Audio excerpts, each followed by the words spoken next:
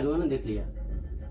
नमस्कार, प्रणाम दोस्तों, आपका स्वागत है रविंद्र दीवाना ऑफिशियल चैनल में। आज रागिनी जी बैठी हुई हैं। हम लोग एक गाना सुनाएंगे जो रागिनी जी का बहुत सा फेमस गाना है, और बाकी हम एक आध दूठे गा देंगे ना। तो हाय दोस्तों, आप सभी को तहे दिल से नमस्कार है, कोटि कोटि प्रणाम है।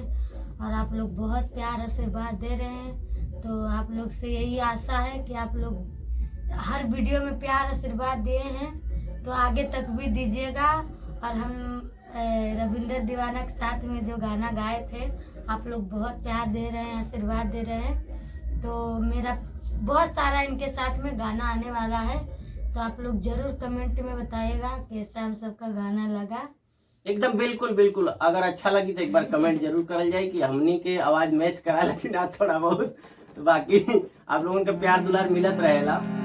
चला रागिनी कुछ बजावा, कुछ गावल जा। कौन गाना गावत है को देखा था या मुंह करा सा देखा पाओ कि ना। हम मछरी के जैसे तड़पे जवानी, रहुआ से पिया हम सच कहतानी। छोड़िया वो जल्दी से टाटा ये राजा, चाटता जवानी तेल चाटा ये राजा, चाटता जवानी तेल चाटा ये राजा। असंग ही चटैया बिछैती वाला, अंगुरी से भर के खियैती वाला, अचारा के बेनावा डोलैती वाला, होठवा के ललिया चिखैती वाला। रहित तो महित तुम आठाए राजा। अरे बहै पुरवैया के लहरा हो रतिया सोई गए बालम। अरे बहै पुरवैया के लहरा हो रतिया सोई गए बालम। अरे सोई गए बालम हो सोई गए राजा। अरे बहै पुरवैया के लहरा हो रतिया सोई गए बालम। बहै पुरवैया के लहरा हो रतिया सोई गए बालम।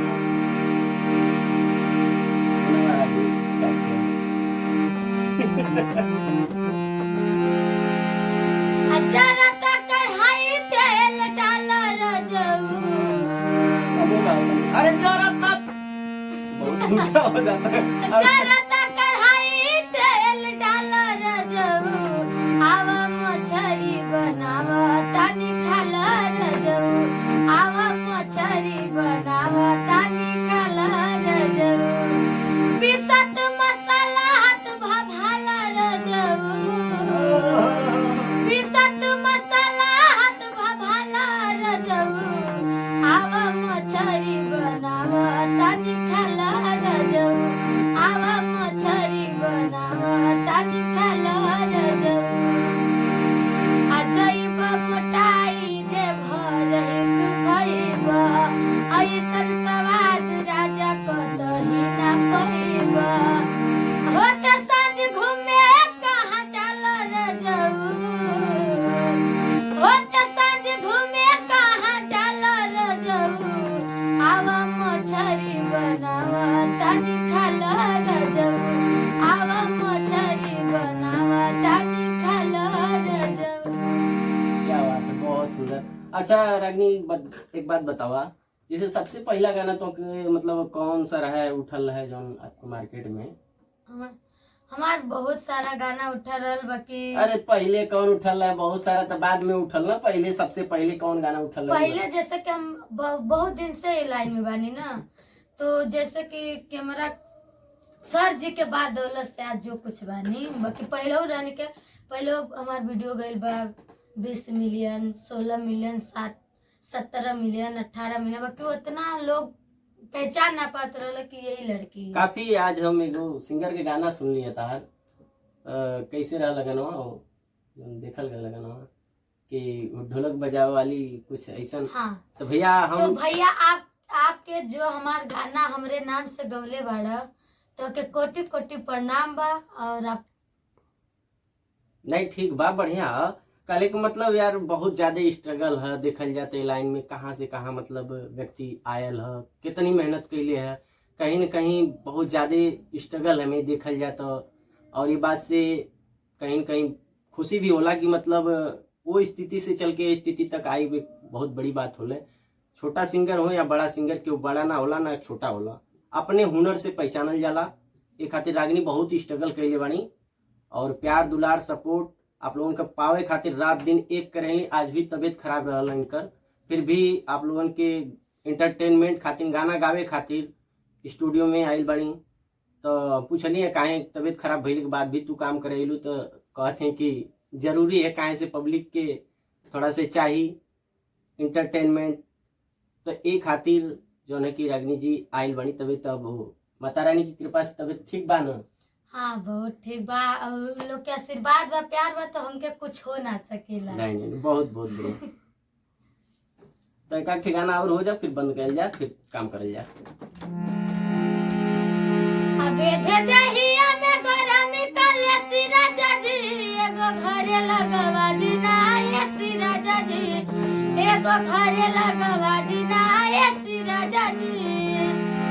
तू तयावतड़ा मार के दे सिराजा जी, एगो घरे लगवा दिना ये सिराजा जी, एगो घरे लगवा दिना ये सिराजा जी। पंखा कूलर से गर्मी न जाला, सारा मेकअप हमारा सही झुराला।